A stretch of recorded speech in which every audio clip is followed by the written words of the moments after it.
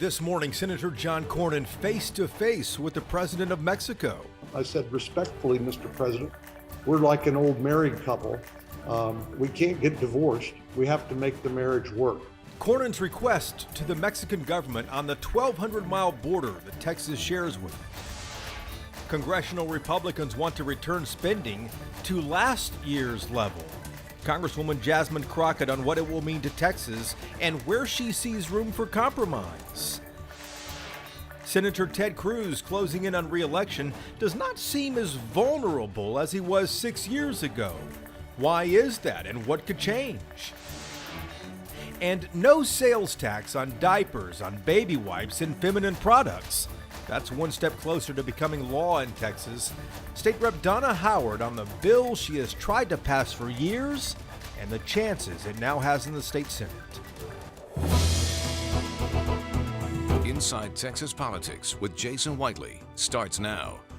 Good Sunday morning to you as we begin April. Here's a look at some of the political headlines happening across our state right here in Texas. For starters, pay raises could be coming to rural cops. Senate Bill 22 passed unanimously. It sets aside $350 million in grants. Sheriffs in counties with less than 300,000 people can apply for that grant money to increase pay for deputies and for jailers. This is one of Lieutenant Governor Dan Patrick's priorities. The Lieutenant Governor said many rural sheriff's deputies make $30,000 a year or less to patrol hundreds of miles across Texas. In the House, lawmakers there voted overwhelmingly to stop charging state sales tax on diapers, baby wipes, and other products. State Rep Donna Howard has tried for years to get this passed. This removes the state sales tax on diapers for children and for adults, for baby wipes, and for feminine products. The vote was 145-2. The bill now goes on to the state Senate. And one of the state's most well-known Democrats is now running for Houston mayor. Congresswoman Sheila Jackson Lee made the announcement a few days ago. She immediately becomes their frontrunner to lead the state's largest city. Prior to Congress, she served 5 years on Houston City Council. Sheila Jackson Lee joined State Senator John Whitmire, former County Clerk Chris Hollins, and former City Councilwoman Amanda Edwards. The election is in November.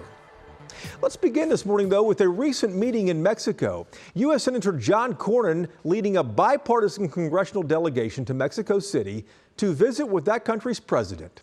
The 4-hour meeting had one goal, the senator said. We spoke to John Cornyn from his office at the U.S. Capitol and wanted to know what assurances he brought back.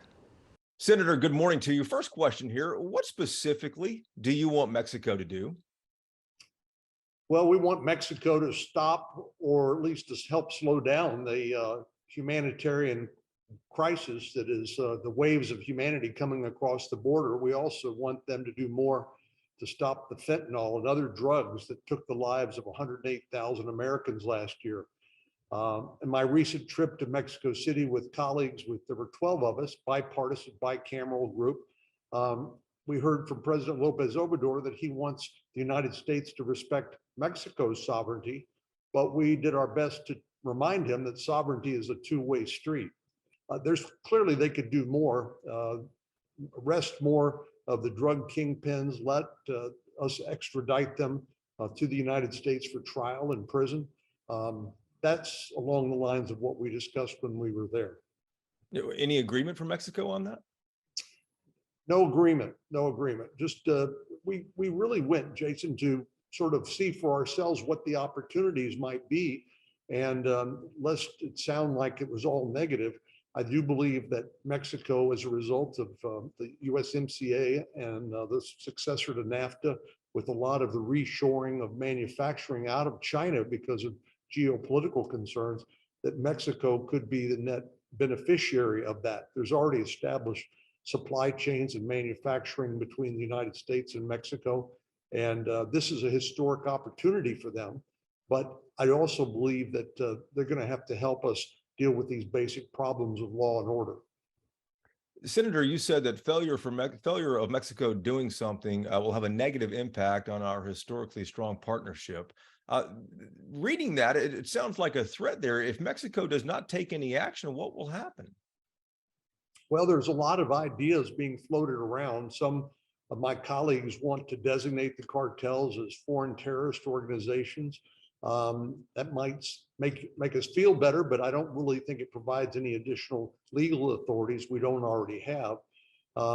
And we do want them to stop the precursors, these chemical precursors that are coming from China to Mexico, where they're being manufactured into these fentanyl-laced pills that are killing our children across Texas and across the country.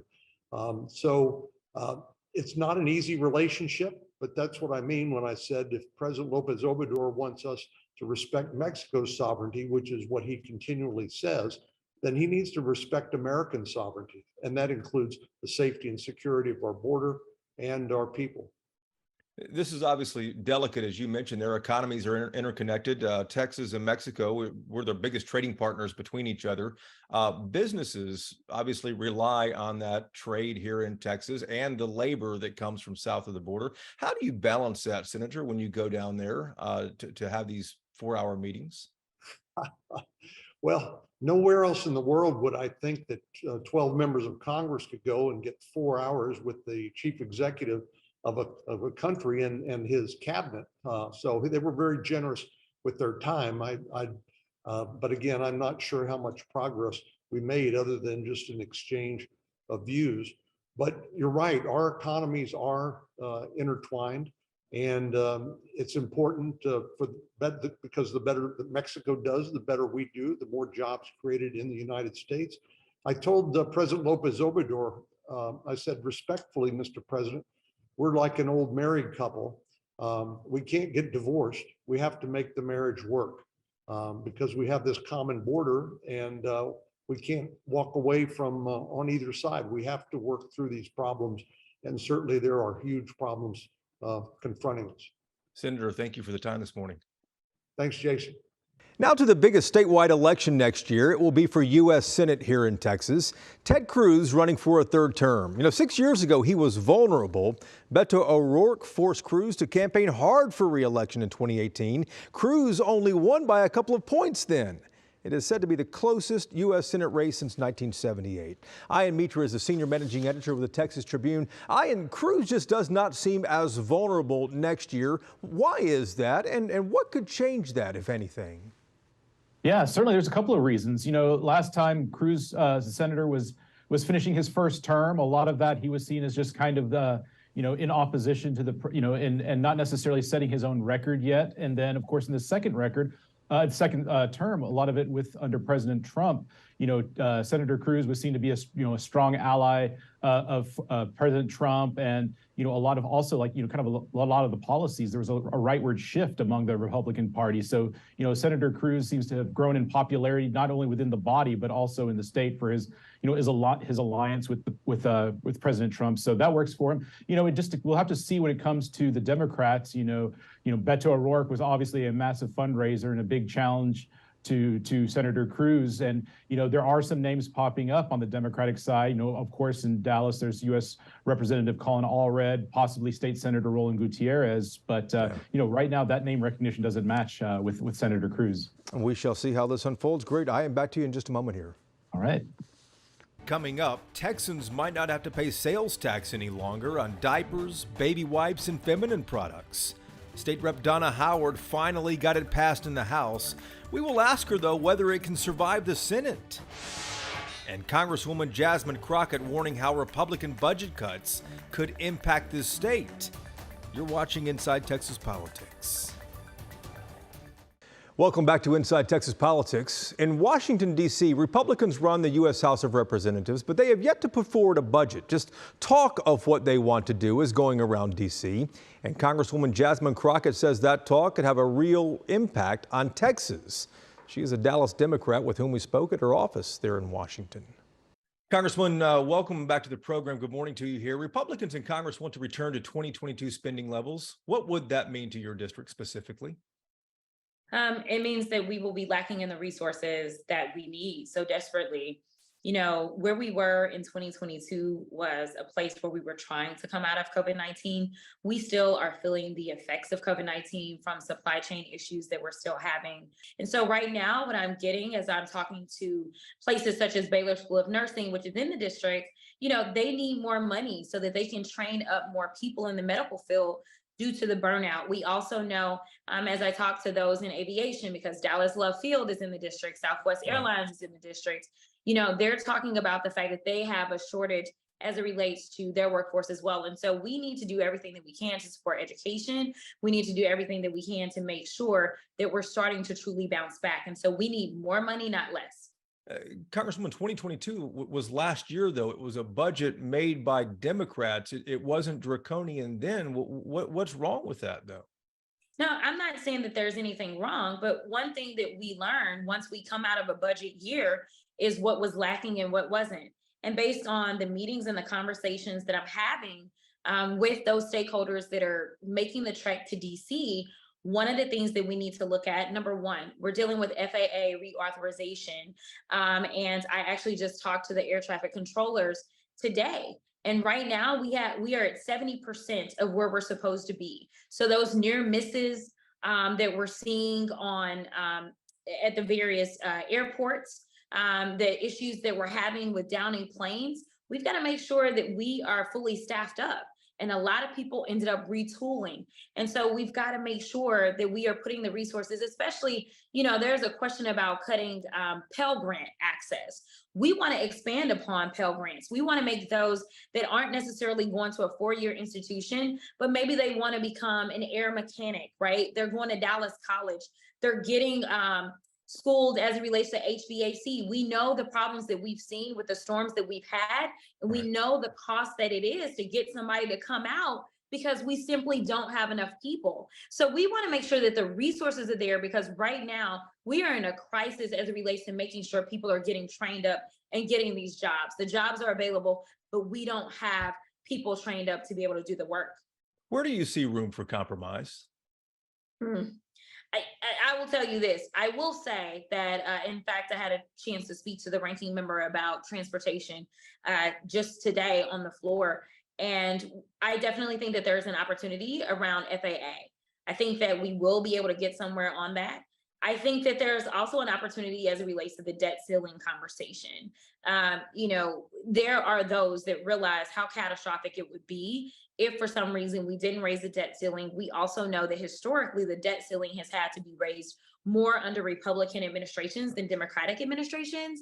So I think that there's a possibility there. I also think that we will work in a pretty bipartisan fashion overall as relates to food security, because we know that that's also national security. But we are having fights about making sure that the other side understands that if you remove SNAP benefits or reduce them, then that cuts down on the entire ecosystem. That means that HEB or Kroger or whichever grocery stores may not be able to sell as many groceries if people are unable to actually buy the food. So I think that we've got some room there. Congresswoman, we appreciate the time this morning. Thank you. Thank you. Texas is now one step closer this morning to not having a state sales tax on diapers, on baby wipes, and feminine products, as we mentioned earlier in the program. It's State Rep Donna Howard, though, who has tried for years to get this passed. She's a Democrat who represents Austin. And what's so significant here is that Howard has tried 4 different sessions for almost a decade without any luck here. Representative, good morning to you. Welcome to the program. You've tried for, I believe, 6 or 7 years to try to get some version of this passed. How did you finally do it?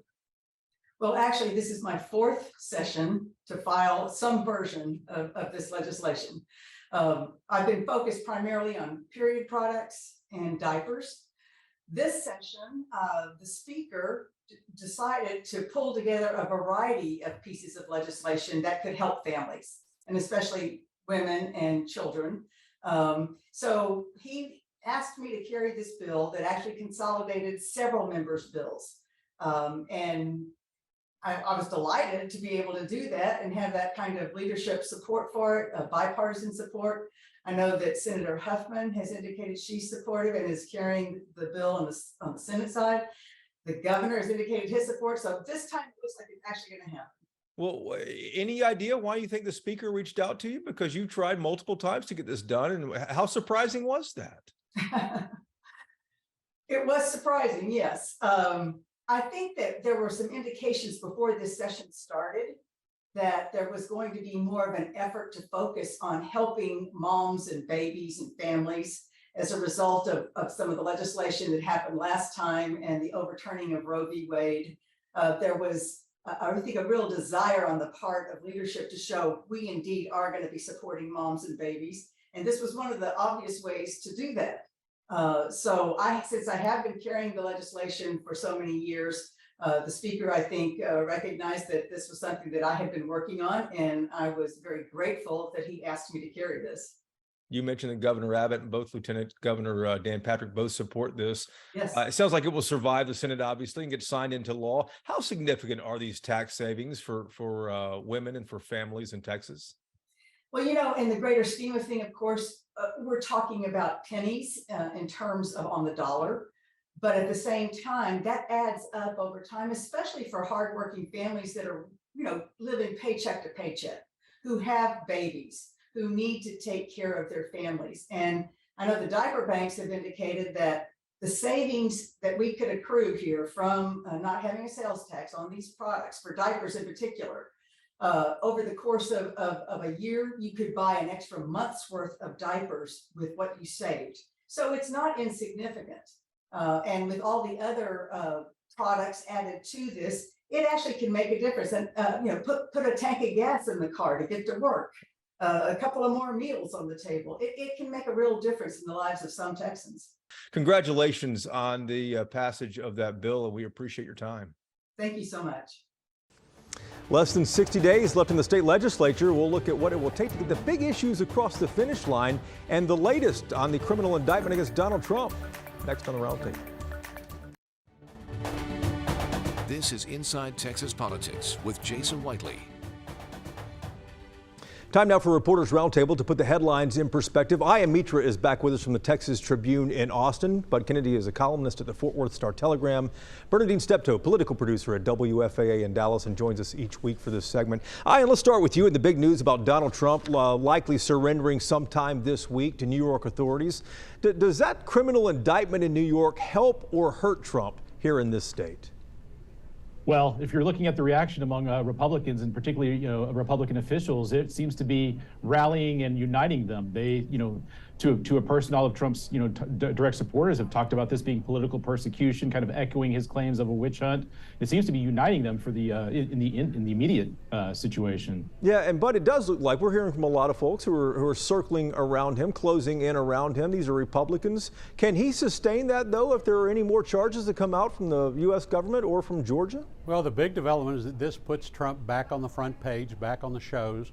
It you know, gives him the headlines once again. You know, the circus is back in session. What you notice with the Republicans, they're very careful. A lot of them echo Ron DeSantis' words of targeting Democrats and saying Democrats are the devil, the Democratic prosecutor. They don't really defend Trump, but they still chase after the Democrats. That's a good point. Read between the lines there, Bernadine. Does it help him or hurt him in Texas, though, do you think? I don't think at this point that it hurts him. He still has the support, and he probably will have it for a while until these other charges start dropping. But it's so soon. And I think it was more of a surprise that it happened when it did. They just haven't had a chance to sit down and talk about how they want to do it. So what they're doing now is just staying in support with him. And Ian, how long can that last? Just out of curiosity, we've seen, you know, Trump really deflect most anything that's been thrown his way. 2 impeachments, all kinds of scandals. He's been able to get out from under every one of these. I mean, you're right, Jason, to look at kind of history as precedent for this. I mean, he's really been able to deflect, and it's hard to see anything else happening for him because he's able to do that and deflect it so well, and he's got this kind of narrative already built up in terms of political persecution and the fact that people are after him. So it's a message that resonates. Indeed so. Let's get on to our second topic here, but I want to ask you about this. We're less than... Go ahead, Bernadine, get in here. I just want to jump in and say that what's bothering most Republicans who are not on President Trump's bandwagon is the fact that they don't want him for the general election in 2024. And that's what's bothering them. They've got to find out a way to move past it, which eventually they will, and he's never been under criminal indictment. Yeah, and watching this unprecedented situation unfold is going to be interesting because it's something Trump hasn't encountered before politically. So that is interesting. But let's get to you on the last 60 days of the state legislature. Where are the big topics, the big priorities right now? What's likely to get through, what's not? You know, Jason, this is such a showdown. The Senate has a long list of things they want to do. They have since the start of the session. The House wants to do a few things that will look very conservative to the voters when they go back up for re-election. The voucher seems to be faltering, but they still have tax reform. The House wants to work on the border security in order to bolster their conservative credentials. There's all sorts of work to be done on the grid, on dispatchable energy. You know, we don't even begin to talk about the major issues facing the state, and yet there are all these social issues that are popping up. There is a lot left to do, Bernadine, and property tax reform is usually the top of that heap, right behind the budget. And they're going to do something about property tax. I mean, that's both in the Senate and the House. The question is, what will they agree on? But something is going to come out of this session pertaining to property taxes. And Ian, do you think any of these big priorities will get left on the sidelines and might spur a special session later on called by the governor?